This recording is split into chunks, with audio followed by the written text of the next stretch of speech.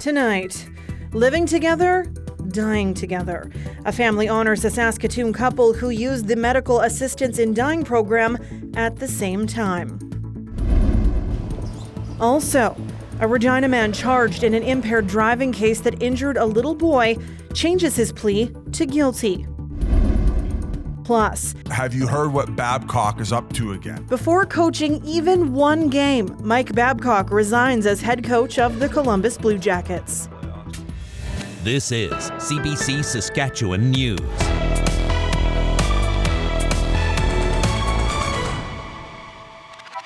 It is Monday, September 18th, and the CBC Saskatchewan News starts right now. Good evening and thank you for watching. The family of a Saskatoon couple who used the medical assistance in dying program is sharing their story. The couple's believed to be one of the first, if not the first couple in Saskatchewan to use the program at the same time. Tonight, friends and family are coming together to celebrate the lives of Ralph Johnstone and Laura Bach. Dan Zakreski brings us their story. In the end, it's a love story. Love of family, love of friends, love of a partner when hard choices need to be made. Ralph Johnstone met Laura Bach when he ran a music store here on Broadway. They were both divorced and hit it off from the start. They blended their families and began building a life together. But in recent years, their health began failing. They both had medical conditions that caused chronic pain and a rapidly deteriorating quality of life. Ralph was diagnosed with terminal lung cancer. They realized that neither wanted to go on alone. So the couple applied to use the medical assistance in dying program together. They were very active and extremely independent. So it just made sense that they were given the opportunity to be in control until their very last day. Because they were just very independent. And despite choosing to die together, each had to meet the MAID criteria on their own. Aaron Legg and Jonna Burlingham supported their parents' decision, but are still struck by the strangeness of the experience. I think there's always something fairly bizarre feeling about, knowing that someone you love has scheduled an appointment, for their death. Ralph, who was 77, and Laura, who was 67, set a date, August 8th, and died together at home. Jonna and Aaron say it was a fine day. They get dressed up for this. Yes, my dad wanted to wear Canadian tuxedo. Of course he did. And Laura had a beautiful skirt on. And yes, yeah. Very, very flowy. My mother always loved the flowy and bohemian clothing, and she wanted to make sure her makeup was just how she wanted it. A month later, Aaron and Jonna met with their folks' friends at Amigos on Broadway. They shared memories about Ralph and Laura and the music store where they met. Another celebration of Ralph and Laura's lives is planned at Amigos. There will be stories and music and tears. What were his last words to you?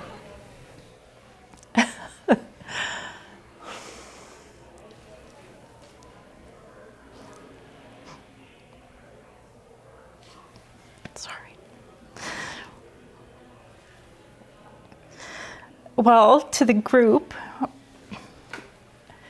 when we had all said goodbye, he said, 2 thumbs up, rock and roll. Dan Zakreski, CBC News, Saskatoon. A 19-year-old man is charged with the first-degree murder of another young man in Regina. Police found a 23-year-old man dead on Winnipeg Street between 6th and 7th Avenues early Saturday morning. On top of first-degree murder, Kaser Shannon is also charged with disguise with intent and multiple gun offenses. The driver responsible for sending a 7-year-old Regina boy to hospital in critical condition has changed his plea. The 48-year-old man initially pleaded not guilty to impaired driving.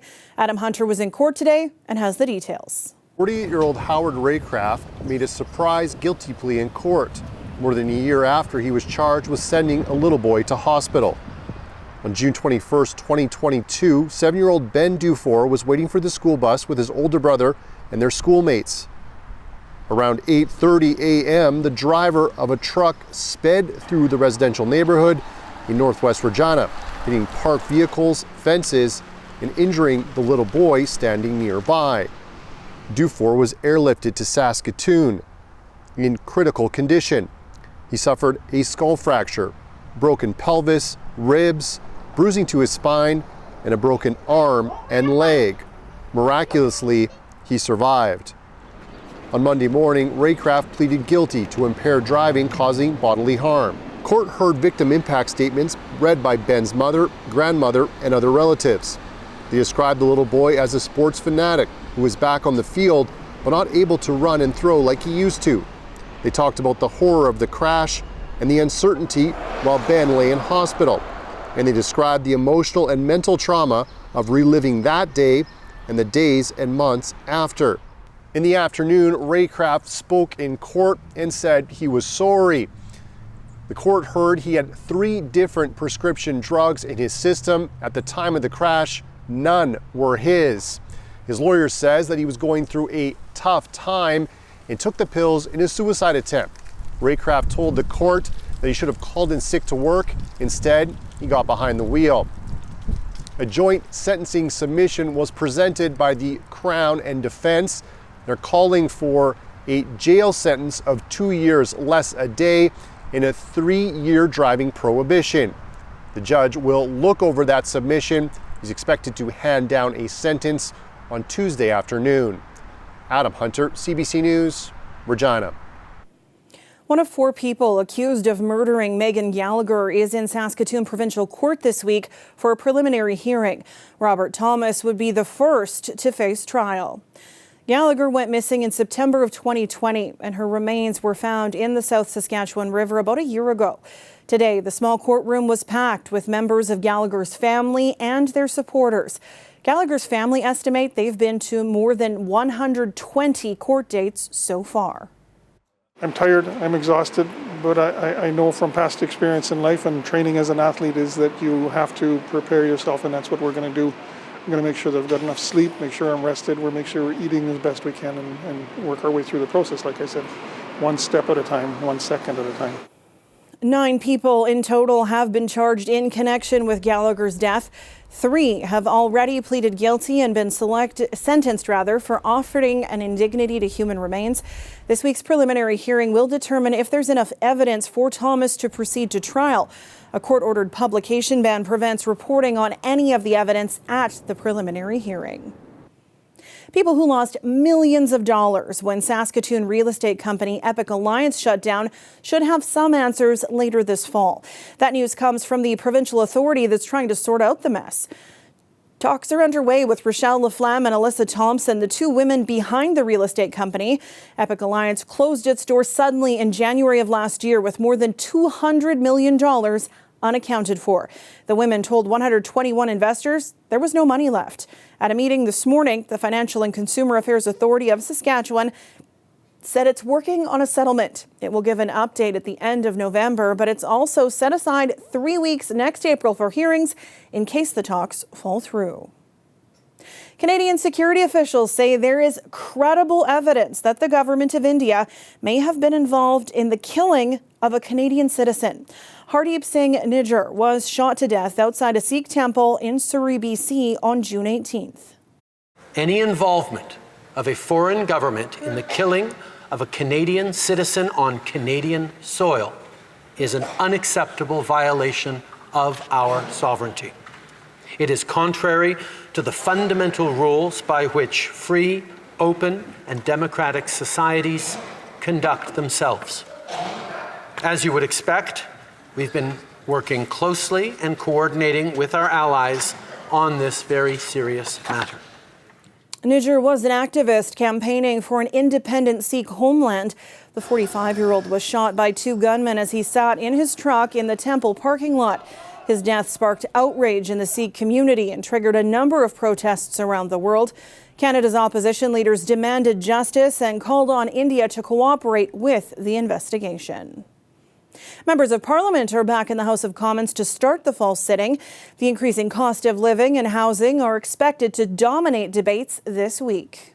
Mr. Speaker, it took him 8 years to cause this housing hell. How long will it take to fix it? We've got a deal done that fast tracks the creation of over 2,000 additional housing units over the next 3 years, builds thousands more in the years to come. We're doing this by cutting red tape, fixing outdated zoning policies, and building more homes faster. Public safety is also expected to be a major topic, and bail reform will be one of the first bills to be debated. The Conservatives currently lead the Liberals in the opinion polls. That slump has led to some complaints about Justin Trudeau's leadership inside the Liberal Party. Well, if this doesn't just take you back to phys ed in elementary school, these kids taking advantage of a perfect, gorgeous fall day on Wascana Lake, spending some time in canoes. Better today than tomorrow. Looks like we've got a chance of rain on the way. Colette Kennedy will have your full forecast after the break. Stay with us. This weather update is brought to you by Capital GMC Buick Cadillac. Truck Mania is on now.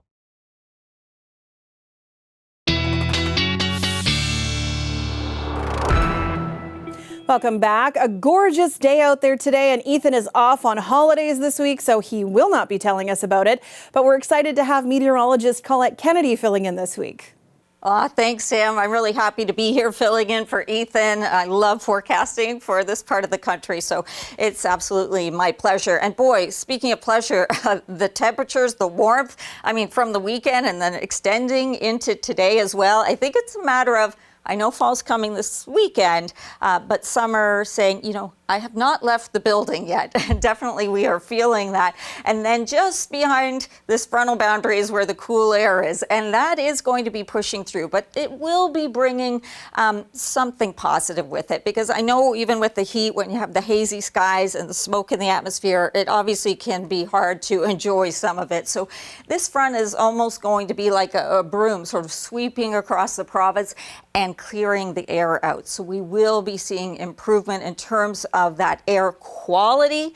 However, along that, we'll also see some showers. Now, I'm going to get to that in just a moment, and also the drop that we'll be seeing in the temperatures, but just letting you know about the air quality statement.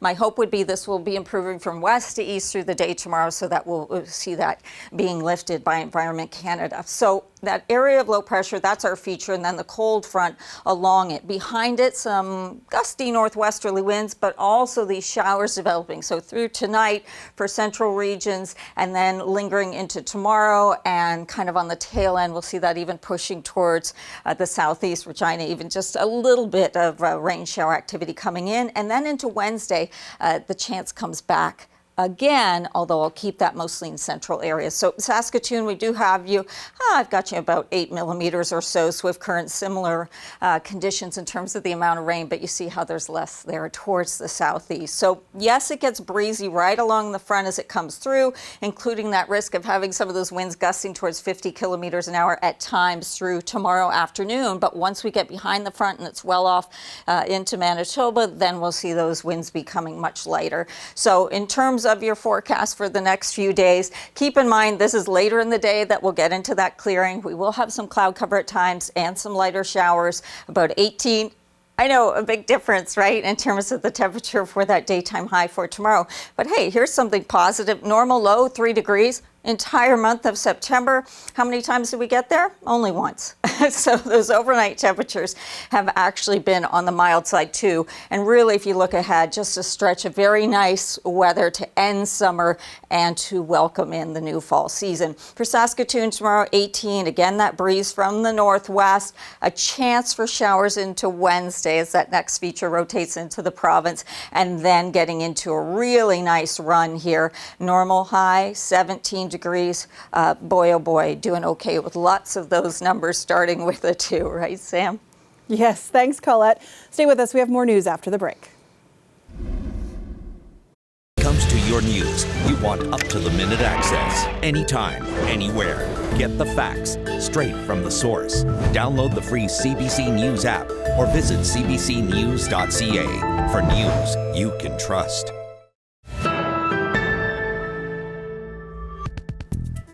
Welcome back. The Saskatchewan Roughriders are trying to snap a 2-game skid. Winnipeg blew them out in Week 14, and then the Riders gave up a fourth-quarter lead to Edmonton on Friday. The Riders' defense is especially under fire. The D has given up a combined 87 points in the last 2 games and has struggled to stop the run. They also allowed the Elks to claim 265 yards in total rushing and 2 touchdowns in the final quarter. Oh, it was ugly.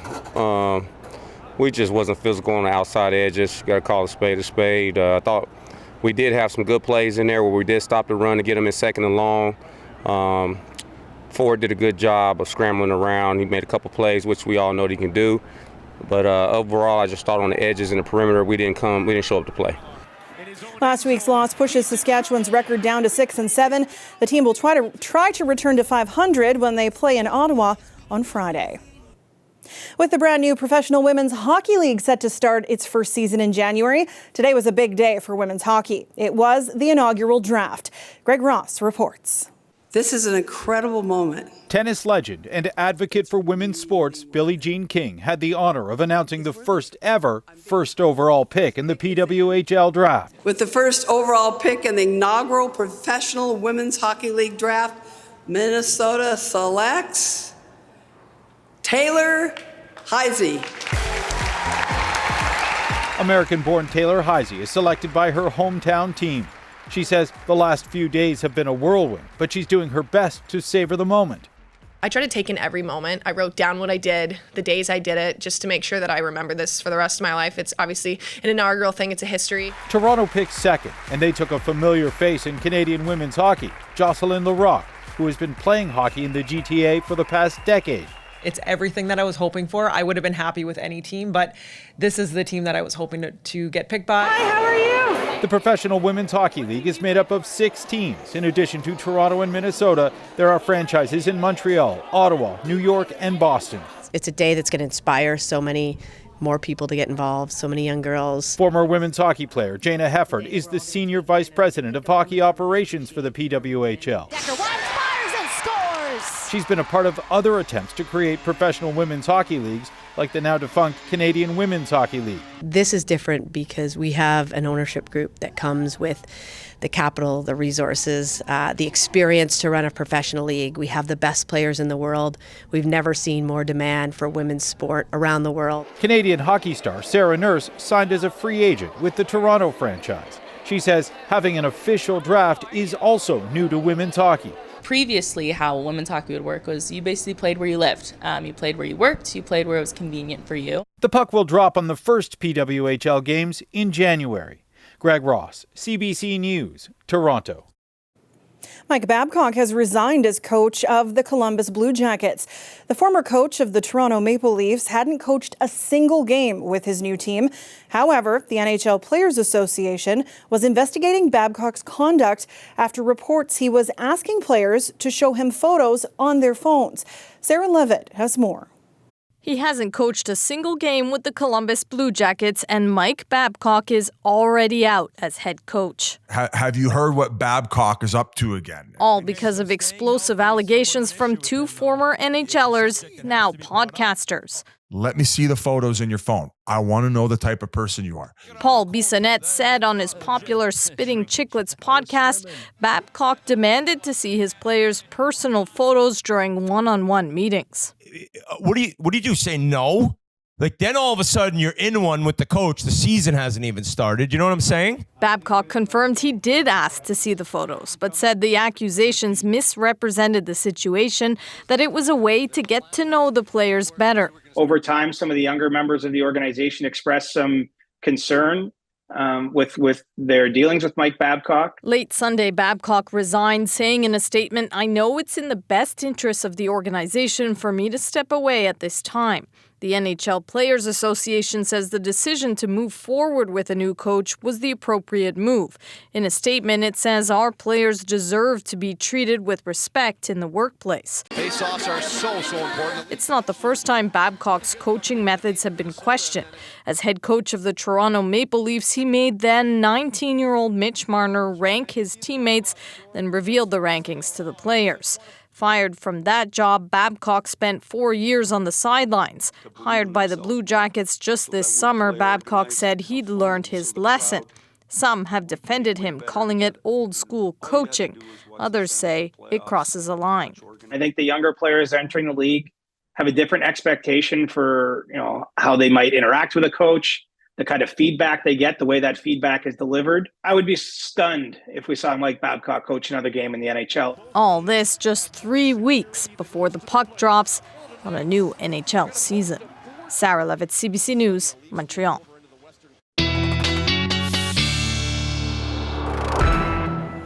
And Colette is back with one last look at your weather, and a big change is coming. Yeah, we are really going to see kind of a noticeable change in a lot of things. The air quality improving, but also the temperature dropping down and some wet conditions coming into our skies as well. So towards midnight, that extra cloudiness, still the wind's not very strong, however, but then that will be changing as that front comes through into tomorrow. So a few showers perhaps, the wind's getting gusty from the northwest, and then I think we will begin to get into some clearing so that later in the day I have much more sunshine than I expect we'd be seeing at midday. 14 headed to a high of 18, and for our viewers in Saskatoon, 14 with some of these showers, and those carrying on into the morning hours. You want to send the kids out the door prepared for that as well. A little bit cool, but certainly that's tolerable. And then 12 degrees. Still a few showers possible into the midday hours, but I do expect they'll be getting lighter and lighter through Saskatoon into those afternoon hours, Sam. Thanks, Colette. The hot temperatures yesterday didn't scare people away from getting out for the Terry Fox run. The young man who lost his leg to cancer started the Marathon of Hope in 1980. All these years later, it's still a cause that is deeply personal to many.